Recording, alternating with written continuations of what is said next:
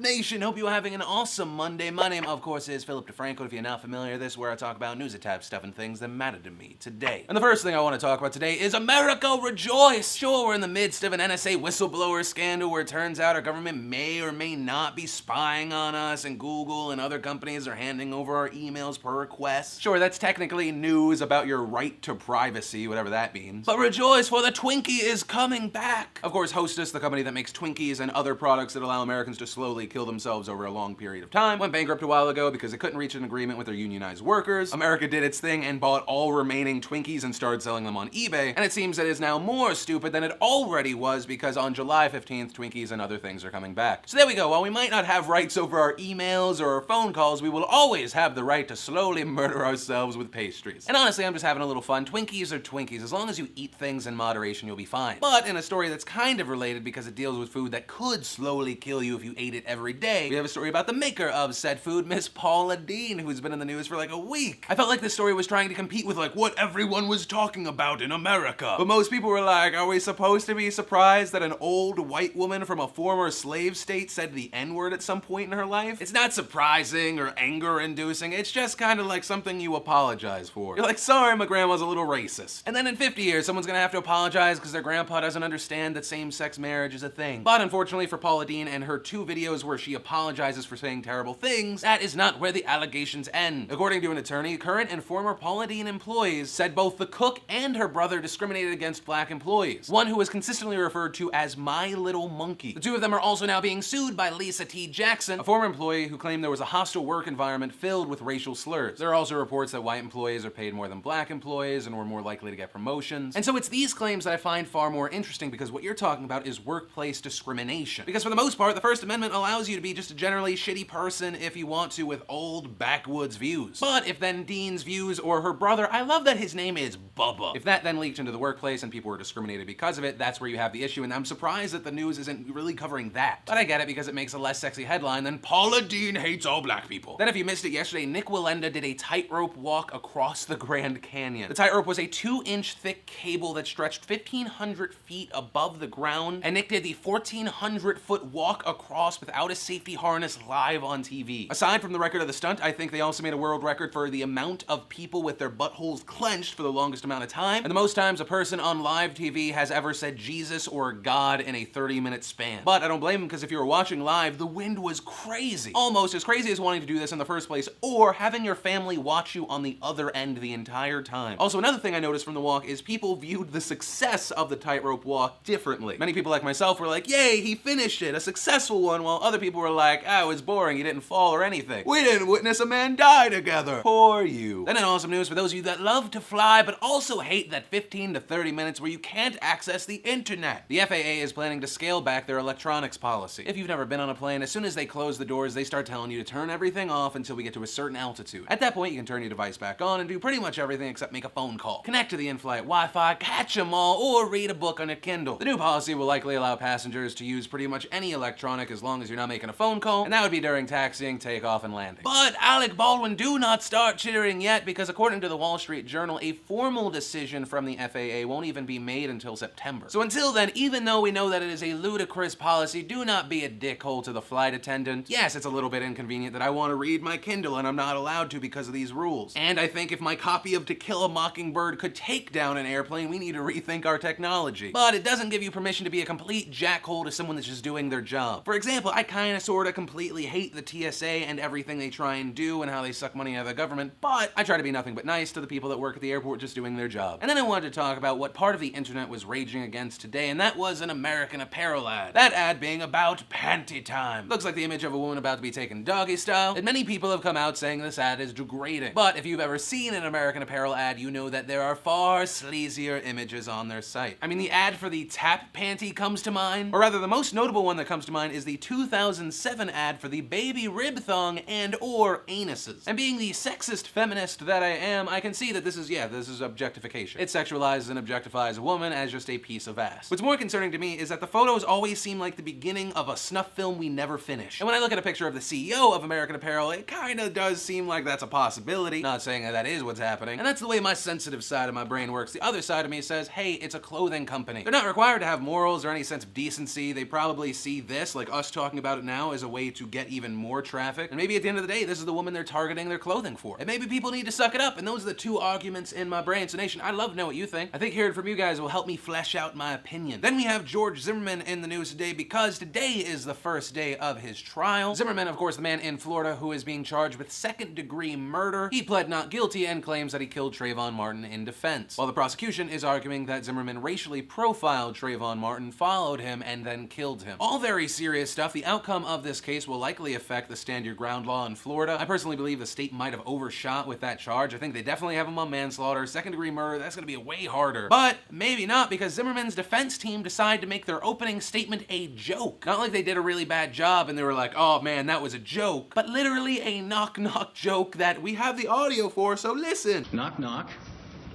Who's there? George Zimmerman. George Zimmerman, who? All right, good. You're on the jury. Nothing?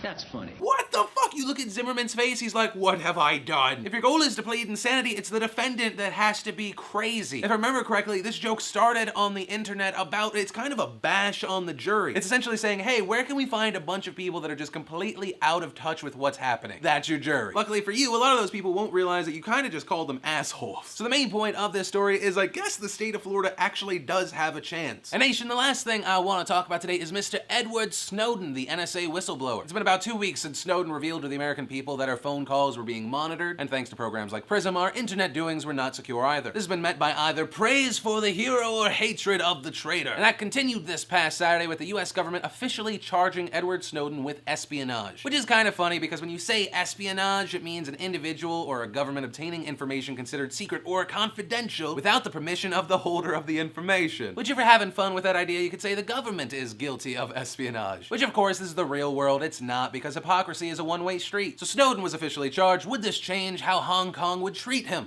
It didn't really seem like it. But then there were reports that Snowden was in Russia. Putin said, you know, if we listen to this guy talk, maybe we do let him seek asylum here. Then today we have a WikiLeaks spokesman saying maybe later today we'll release more information Snowden got. And then there were reports that Snowden wasn't even in Russia, but then no, yes, he was in Russia, and he's supposed to be on Aeroflight 180 from Moscow to Havana, Cuba. Cuba was expected to be just a small stop before he gets to Ecuador, which is where he's trying to seek asylum because, hey, Julian Assange got asylum there, so hey, why not have two buddies? Asylum Buddies, the movie, starring Patrick Dempsey and Ryan Reynolds. And it doesn't hurt that the foreign minister of Ecuador said that they will listen to his plea for asylum, because on the topic of calling Snowden's leak an act of treason, he said it should be asked who betrayed whom. Is this betraying the citizens of the world, or betraying some elites that are in power in a certain country? We consider the consequences of our decisions, but we act in the name of our principles. And so a bunch of journalists staked out the airport and they bought tickets to go to Cuba. But guess what? Y'all got punked. Snowden wasn't on the plane to go to Cuba, and we know that thanks to a journalist taking a twit pic. So now a bunch of journalists are flying from Moscow to Cuba, which is a 12-hour flight. And because of travel regulations in Cuba, they'll have to stay there for 3 days before being able to fly back home. But then, of course, we get to the same question we get to every time Edward Snowden is missing. Is he missing, or is he missing because of an accident? But to put those worries to rest, founder of WikiLeaks, Julian Assange, released a statement. The current status of Mr. Snowden and Harrison is that both are healthy and safe, and they are in contact with their legal team. Edward Snowden left Hong Kong on June 23rd, bound for Ecuador via a safe pass through Russia and other states. And the adventure continues. There is no word yet from the White House if they are angry at other countries not having their same policy on snitches get stitches. But you can be damn sure that as the story develops, I will keep you guys up to date, and also giving you my point of view, and I'd love to know yours. So whether it be the question of the day today or anything, just let me know. That is why God and or Steve Chen made the comment section on YouTube. But guys, that is everything I wanted to talk about today, and brings us to the question of the day. Is there a worse way to open a murder trial than a knock-knock joke? And if so, what would it be? Remember to possibly be pelted with $50 worth of stuff from FullHumanPeoples.com. Leave a comment down below, maybe hit the like button, favorite, subscribe while you're at it. And of course, a big thanks to the sponsor of today's show, Netflix.com/PhillyD. You use that URL, you get a free month in streaming movies, and it helps out the show. But of course, as always, my name's Philip DeFranco. You've just been filled in. I love your faces, and I'll see you tomorrow.